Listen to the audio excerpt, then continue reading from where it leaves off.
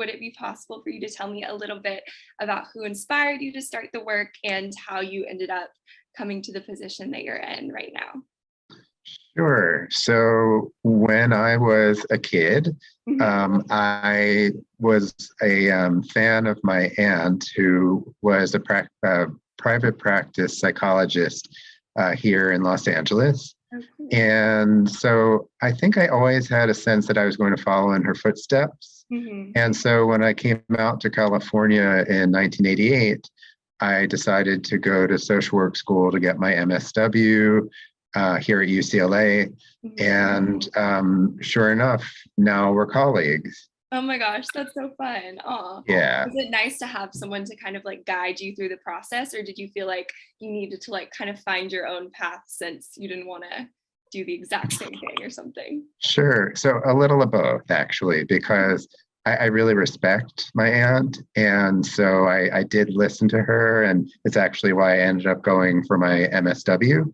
Mhm. Um, but I needed to carve out my own path as well and follow a little different clinical path than she did. Yeah, that totally makes sense. Is there anything that you wish that you knew when you were starting out on that clinician journey, or like some useful information that you feel like early clinician people or like people aspiring to get into your field should know? Absolutely. So I have three things that I wish I had known that I actually share with my interns all the time. So Mhm. the first thing is get the best therapist you possibly can, Yeah. because that's really where you'll be doing the inner learning. And it's just such a foundation for what we do.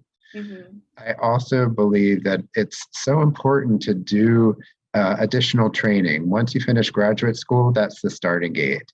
Mhm. So, any kind of additional training, like the trainings that SASH offers, or the different kind of somatic trainings that I'll talk about in a few minutes, Mhm. that's really, really important.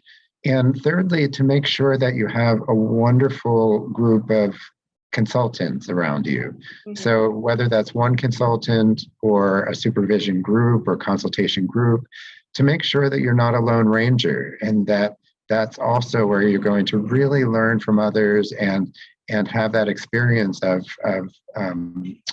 having a chance to really get deeper into the work that you're doing.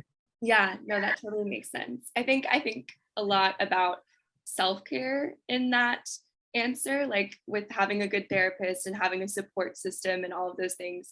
I don't know. I've been thinking a lot about that personally as I'm like entering into my professional life, I guess, is like learning how to find that balance and lean on the support system and like know when it's okay to like take a breath and really like adapt and learn and like just be human, I guess. I don't know. I feel like there's sometimes pressure to be very like professional throughout different experiences and always have the answers. And Yeah, it's just totally not realistic, you know? So I no, no. appreciate that advice a lot.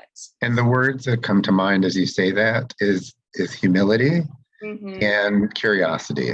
Yeah. And I try and carry that with me wherever I go, Hmm. because as much as I know, I really don't know. And Hmm. I'm always learning from my colleagues and from my clients. So it's a lifelong process. Yeah, no, that's awesome. And I think what's cool, what I found so far about like joining SASH and being a part of this organization now is like kind of the network of support that like Right, SASH brings in its right, membership through events like the conference. So it's so exciting because I like didn't really know very much about brain spotting therapy, for example, but through these conversations, I'm able to learn a little bit more about like your areas of expertise, which is so cool. right. We're all part of a larger community, and Mhm. finding your people, your clinical like-minded people is really, it's just essential. Yeah, for sure. Okay, so to transition a little bit into the conference and Sure. the types of things that you do within your practice and that you train people on, is there any way you could give me a little bit of an overview of the content and for your session? Sure. So the name of the session is Restoring the Wisdom of the Nervous System. Mhm. And the reason why I am excited about talking about the nervous system is because I don't think we talk about it enough. Mm. To go back for a moment, when I was in grad school, I actually never heard my professors talk about the nervous system. It Yeah. was almost as if we didn't have nervous systems and that they weren't really part of the healing process. And what I've learned more recently is that, especially when we're talking about compulsive sexual behavior, Mhm. if we're not if our clients are not regulated within themselves, right? If their nervous systems are not regulated, if they're not feeling resilient or buoyant, chances are they're really vulnerable to act out and to have difficulties. Mhm. And so part of what excites me about focusing on the nervous system is that I am trained in both somatic experiencing and brain spotting, Mhm. which is another interview in itself. Yeah. But what I can say about both of them is that they're both about helping our clients build awareness. We could call it somatic awareness around their bodies, around their nervous system, so that they're not talking heads. I think at one time when I was working in addictions and trauma back in the 90s, I worked from a very traditional psychodynamic family systems background, right? And then what happened was people were running into walls. They just were getting somewhat better, but they were having a lot of trouble and oftentimes relapsing and ending back in rehab and all kinds of problems. Mhm. What nowadays I do is I ask people very simple questions like, what's happening in your body as you share that information with me? Mm. Or I noticed when you talked about that date that you went on, your knee started to tap, your leg started to move, and I'm wondering what your leg might be telling us. Yeah. Right. So I'm always attending to what the body is saying. Mhm. And even if we're not sure, right, we can speculate and we can pay attention so that it truly is a mind, body, spirit connection. And it really excites me. Even as I say that, I get goosebumps a little bit because it's not the kind of questions I would have asked 20 years ago. Yeah. And yet it does bring together that awareness that does absolutely help people heal. Mhm. Have you seen like that awareness be transformative for your clients who you've incorporated this technique into your practice for? Like, have you seen a difference in like responses? And I know you're working with some difficult things, so like I just Yeah, wonder how that's changed for you. sure. So underneath compulsive sexual behavior, in my opinion, it is always some type of brokenheartedness. Mm. And the brokenheartedness shows up in a lot of different shapes and forms. Sometimes it shows up in panic attacks. Sometimes it shows up in insomnia. Sometimes it shows up in depression or disconnection or dissociation. Those are all examples of dysregulation, right? Sometimes what we call upregulation is sometimes what we call downregulation.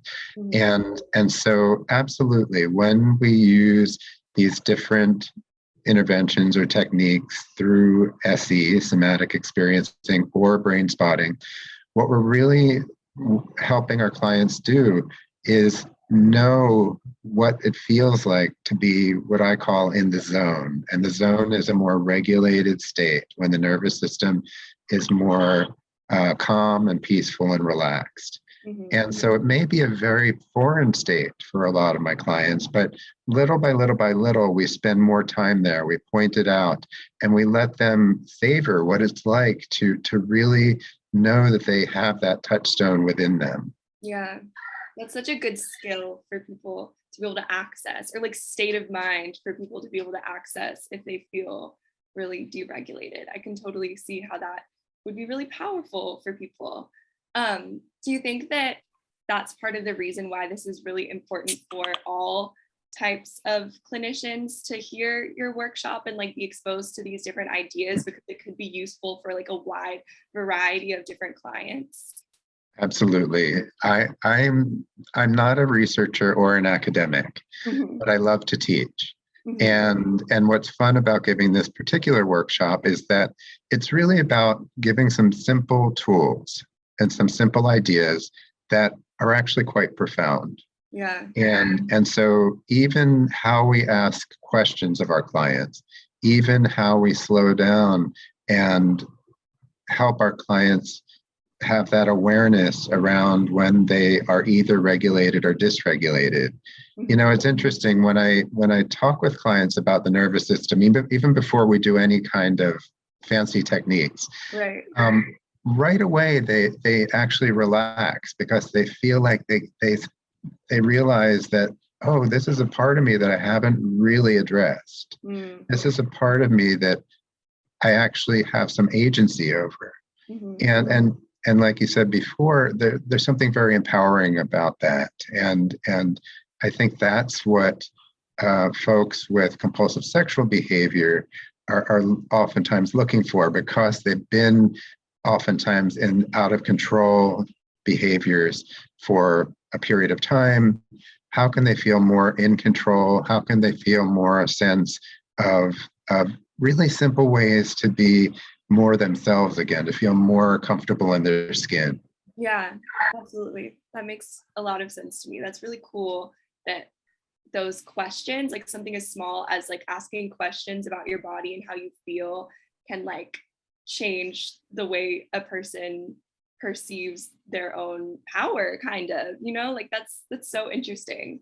Mhm. um do you have any specific type of client that you were thinking about when you were creating this presentation, or did you want it to be more applicable to like the large audiences, or large groups of Really- clients? Yeah, no, it's a great question. I really want this to be more applicable to the larger audience.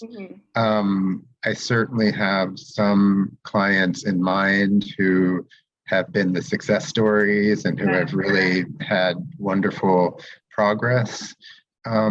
But I have to say, to be honest, it's not for everyone, right? Some folks just are not somatically inclined. And Mhm. so it's always about timing.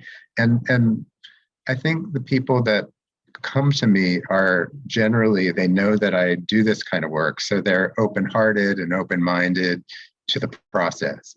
If Yeah. somebody comes to me and they're really overly intellectualized or kind of frozen, Yeah. chances are I can work with them, but we may not do as much somatic work at the beginning, and then I might just put it on the side burner until they might be ready or not.